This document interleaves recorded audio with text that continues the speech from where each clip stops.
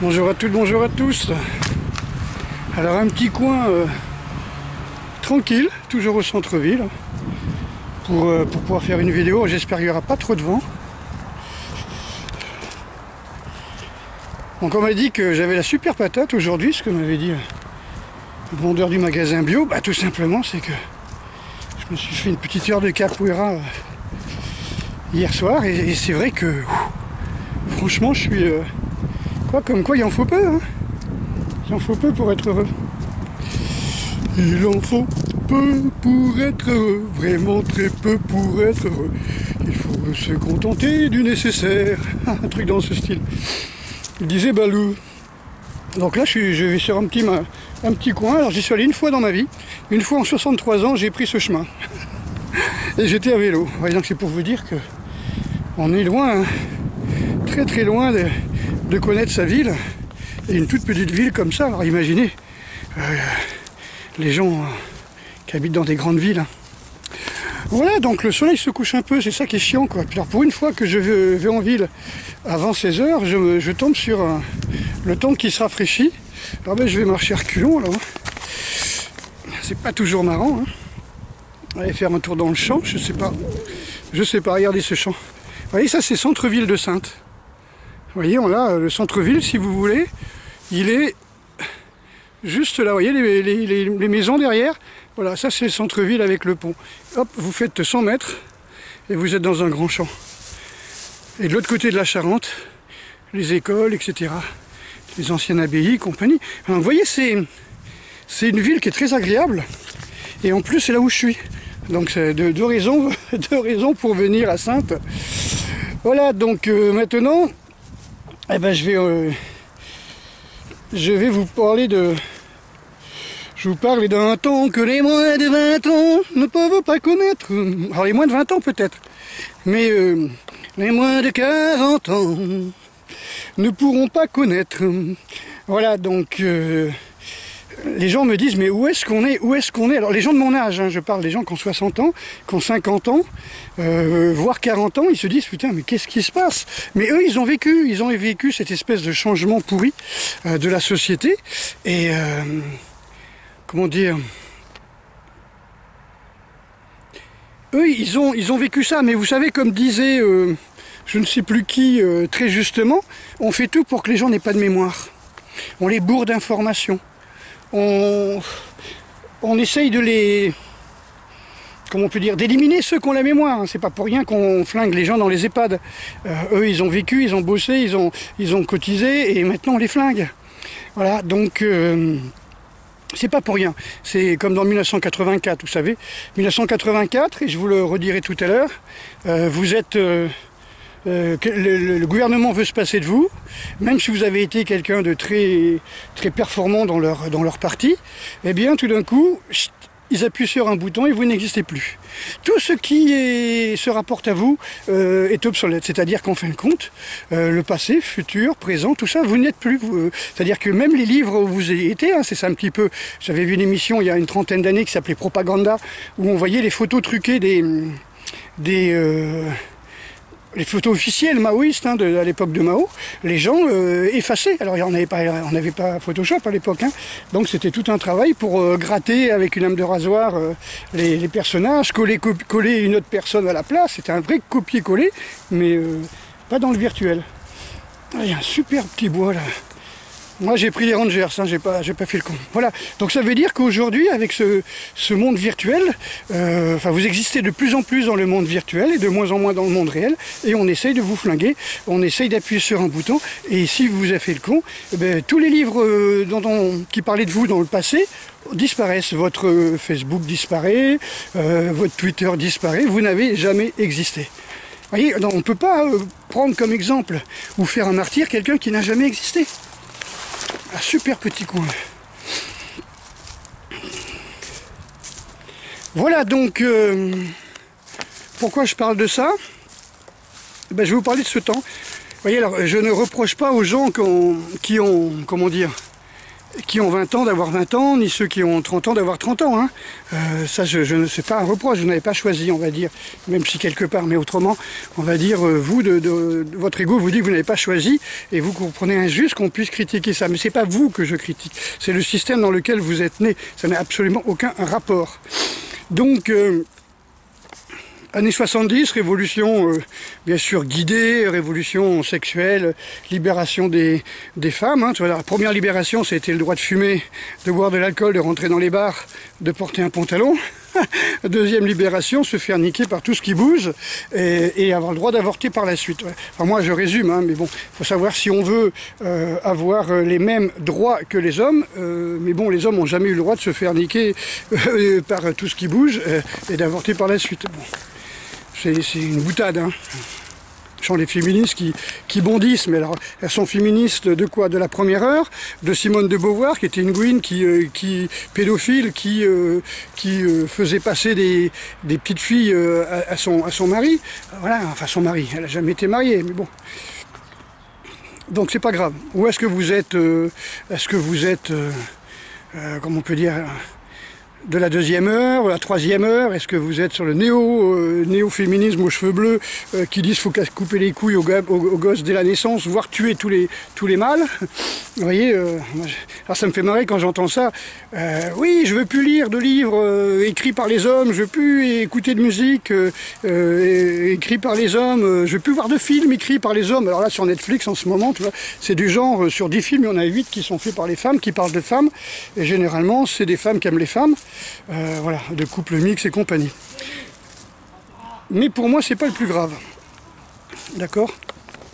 Mais bon, alors ces gens-là qui sont pas contents, hein, je leur dis, bah, écoutez, vous prenez votre voiture qui a été faite par les femmes, vous allez mettre dedans de l'essence qui a été sortie par les femmes, puisée par les femmes sur les puits de pétrole.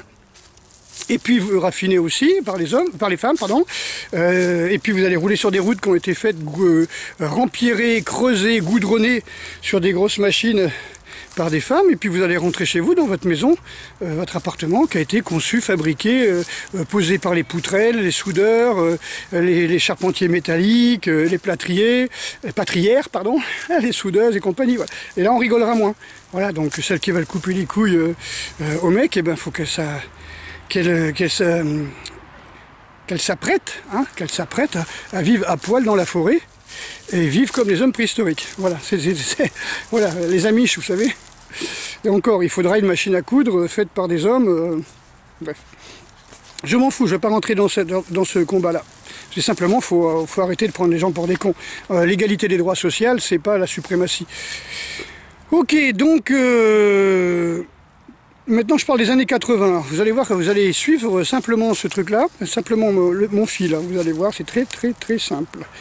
80, Game Boy pour les enfants, commencez à avoir les ordis pour les plus friqués.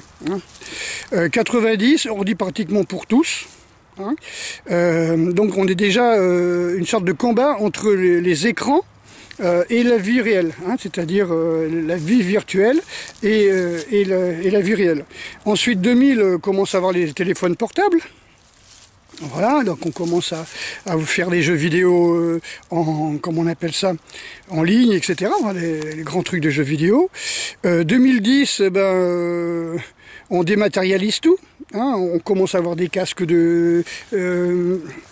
réalité virtuelle, on fait encore des jeux vidéo à 30 ou 40 ans.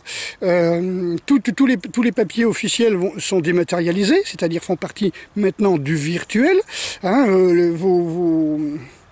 vos papiers de la banque, de la CAF, du CPAM, des caisses de retraite, les factures EDF, les factures GDF, tout ça, ça va, on vous les met sur un compte et vous recevez plus de papier. Hein, donc vous pouvez plus ranger dans un classeur comme vous faisiez avant. Et 2020, il vous faut un téléphone portable pour accéder à ces mêmes services qu'on vous a dématérialisés, qu'on vous a mis dans le virtuel. Donc c'est comment on peut dire, ces mêmes services que l'on vous a imposés. Hein, vous n'avez pas le choix entre dire, là, moi je voudrais recevoir mes papiers par la banque, etc. Moi, ils m'ont dit non. Caisse d'épargne, ils ont dit non. Non, c'est comme ça, pas de téléphone portable, vous ne pouvez pas accéder à votre compte. Vous ne pouvez pas accéder à votre compte. Ah, heureusement, toutes les banques ne font pas ça, mais bon, pour combien de temps ? pour combien de temps? On ne peut pas en temps et en heure faire des transactions, etc. Il faut aller à la banque et il faut payer. Voilà. Donc de 80 à 2020, là vous avez 40 ans, et 40 ans où tout on peut dire, le réel a été remplacé par le virtuel. Vous voyez, là je suis dans un champ, je suis au bord de la Charente, et je ne vois personne. Il y a 30 ans, 40 ans, il y avait des gosses qui jouaient, on est samedi, il doit être 15h, 15-16h, bon, il y avait toujours des gens qui étaient là, qui faisaient du vélo, qui discutaient, voilà. Là il n'y a rien, voilà, c'est simplement un petit détail. Voilà, voilà, voilà. Donc, ne croyez pas que vous allez, comment on peut dire, échapper à la puce. Parce que tout ça, hein, 1980, les petits Game Boy, c'était déjà, on va vous foutre une puce, et puis la puce peut-être va vous faire allumer des écrans sur les bras ou dans l'espace. Hein. Peut-être que vous verrez un écran en accédant à votre puce, et puis vous taperez dans le vide, hein, comme on voit dans les films de science-fiction. C'est prévu, ça doit déjà exister. Hein, voilà. Donc voilà, on en arrive à maintenant à la vaccination sans consentement éclairé. Hein. C'est une vaccination qui va être obligée de toute façon. Ça va être comme pour la puce Refil. Hein. Sans puce Refil, vous ne pourrez rien faire. Vous ne pourrez plus aller dans les restaurants, vous ne pourrez plus acheter, vous ne pourrez plus faire ce que vous voulez. Ben là, on vous dit la vaccination, c'est pareil. Donc sans vaccination, on vous dit elle ne sera pas obligée, mais vous ne pourrez rien faire avec, vous pourrez rien faire sans, quoi. Et malgré le code de Nuremberg qui interdit de vacciner les gens de force, de donner des traitements médicaux de force, à cause des expériences sur les médecins nazis, là on veut dire oui mais on est en guerre, voilà, donc ça, vous voyez, alors en gros, on est en guerre, ça justifie aussi, les Allemands aussi étaient en guerre, donc ça justifie qu'ils aient essayé d'accoupler des chiens avec des femmes, qu'ils aient greffé des têtes de chiens sur les hommes, ça c'est les Russes qui avaient fait ça, qu'ils aient essayé de mettre les gens dans des bacs de décompression là, des sas de décompression et leur faire exploser la tête pour savoir jusqu'à quel point on pouvait supporter la décompression.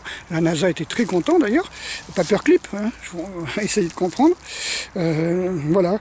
Donc on a créé le code de Nuremberg pour éviter ça, et puis maintenant on vous dit bah oui mais maintenant ah oui mais vous sauvez des vies, hein, vous prenez un masque, vous sauvez des vies, hein, Superman, vous êtes Superman, vous sauvez des vies, voilà. Et là depuis quelque temps il y a eu 3 amendements ou 3 lois qui ont été votées par nos chers députés, qui est que non seulement on savait qu'on était fichés par rapport à ce que nous faisons. Par exemple si je sais pas moi, on regarde votre casier judiciaire et on voit ce que vous avez fait et on vous fiche avec ça. Bon, c'est pas encore trop méchant. Mais là, c'est par rapport à nos idées politiques, par rapport à ce que nous sommes pour ou contre le vaccin. C'est pour ça que je me méfie beaucoup des gens qui font des pétitions, sur le net surtout, où on dit, voilà, moi je suis contre le vaccin, moi je veux pendre Macron, moi je veux faire ceci, moi je veux faire cela. Moi je pense que c'est surtout pour nous ficher. Parce qu'on est maintenant fiché par les posts que l'on met sur les réseaux sociaux, par tout ce que l'on partage, et comme ça, tous les opposants au régime sont fichés. On est vraiment en 1984. Hein. On est vraiment en 1984. Hein. Regardez le film Brésil. Hein. C'est sympa. Voilà, tout est virtuel. Et bientôt, votre argent aussi sera totalement virtuel. Pas de papier. Ça se passera évidemment ou avec le téléphone portable, comme en Chine, ou bien avec la puce, comme bientôt. On est vraiment, voilà, et le principe est de dire, ben, celui-là il nous casse les couilles, hein, on appuie sur un bouton, il disparaît, il n'a jamais existé, tout ce qu'il a publié disparaît, hein, voire s'il était sur des photos officielles, on l'enlève, s'il a fait quelque chose de bien et qu'il a pondu des trucs, par exemple, je sais pas moi, un prix Nobel ou un machin comme ça, eh bien on va tout simplement enlever ça. On va l'enlever, c'est-à-dire qu'on va effacer ça. Ça n'aura jamais existé. Ça, c'est le principe de 1984, où le héros de l'histoire est quelqu'un dont le métier est, chaque fois qu'il reçoit une dépêche, en disant « Ah, vous avez fait une erreur, là, vous avez écrit que telle personne avait fait ça. Or, cette personne n'a jamais existé. » Et donc le gars, il comprend tout simplement que le mec, il a été exécuté parce qu'il a fait quelque chose, ou pas. En tout cas, qu'il n'a pas plu au parti, quoi. Ou son lavage de cerveau n'a pas fonctionné, ou alors son lavage de cerveau a fonctionné, et quelques temps après, sans lui dire, hein, on vient l'exécuter. Le principe, c'est un petit peu ça, hein, on vous lave le cerveau pour pas que vous continuez à faire le con, mais on vous donne pas la date et on vient vous exécuter chez vous, vous emmener pour vous couper en morceaux. Voilà, donc c'était juste ce petit coup de gueule. Évidemment, je vous apprends rien, j'ai pas de solution à vous donner. La seule chose que je peux vous donner, évidemment, vous conseiller, c'est de ne pas vous faire vacciner. Ce serait quand même bien, pas vous faire vacciner. Et la deuxième chose, ce serait quand même, par exemple, de vous renforcer, comme je dis toujours, d'aller marcher au grand air, de travailler ne serait-ce que le Wim Hof. Wim Hof, c'est quelqu'un qui arrive à se faire injecter des saloperies, des virus, des bactéries, tout ça, et comme sa respiration augmente l'adrénaline, donc c'est un petit peu comme le Tumo, respiration Tumo des Tibétains. Vous montez en chaleur, surtout si vous êtes dans le jeûne sec, et puis vous brûlez les poisons. Voilà. Maintenant, si on vous vaccine et que la vaccination, il faut un truc électrique pour l'activer, vous mettez un coup de taser juste après la vaccination, vous faites 10 jours de jeûne sec et puis vous prenez quand même un peu avant une bonne dose de charbon et d'argile pour essayer de réparer, nettoyer un petit peu tout ça. Donc voilà, je vais faire mes stages, puisque je suis en plein air, puisque j'ai le droit, et puis qu'on n'est pas beaucoup dans les stages, et puis que c'est pas des stages avec contact, puisque je vais juste apprendre tout ce qui est renforcement, comment utiliser la nature pour pouvoir vous renforcer, et vous parler des points vitaux, vous parler de bonne diététique, de renforcement. Voilà, et les gens qui viennent en stage savent très bien ce que je fais, et bien sûr, on parlera aussi de self-défense, ne vous inquiétez pas. Je vous donnerai les grands principes, en sachant que c'est pas la peine d'avoir 250 techniques si vous chiez dessus.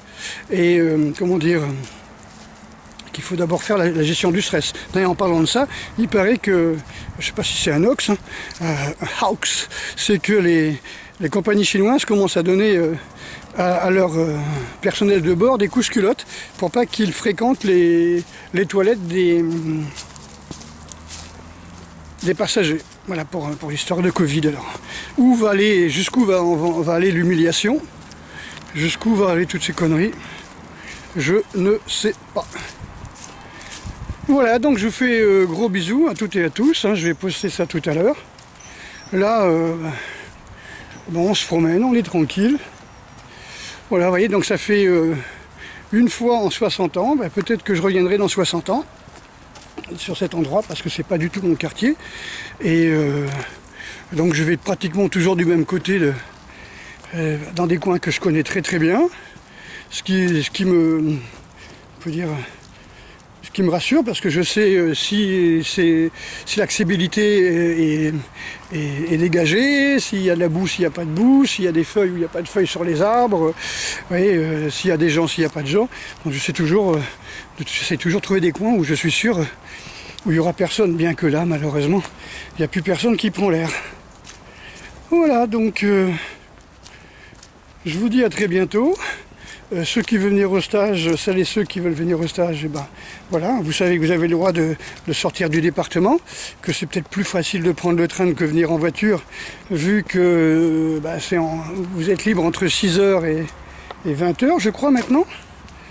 Donc, ça c'est à moi. Je l'ai fait tomber tout à l'heure, en enlevant mon papier. Voilà, donc, bienvenue. Et puis, pensez à respirer, pensez à vous occuper de vos proches. Mes stages, c'est la semaine avant Noël, à partir du 18. Donc ça doit être le 18, 19, 20, 21 décembre. Et puisqu'on a le droit de sortir après le 15, sans masque. Comment dire, en tout cas sans papier, sans masque je sais pas, mais en tout cas sans papier. Et puis après Noël, donc certainement quelque chose comme le 27, 28, 29, 30, un truc dans ce style-là. D'accord, vous m'écrivez, puis je vous donnerai ça. Je vous enverrai les papiers.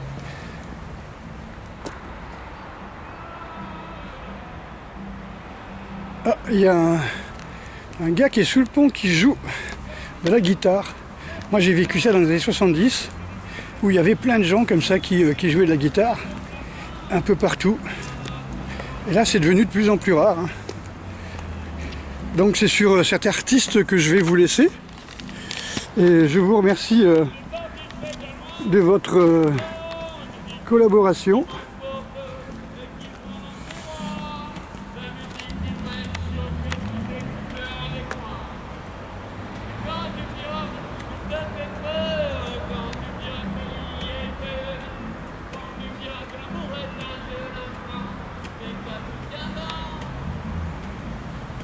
Donc dans le, comment on dit ça, dans le coïboï des voitures, il y a encore des gens qui veulent bien chanter.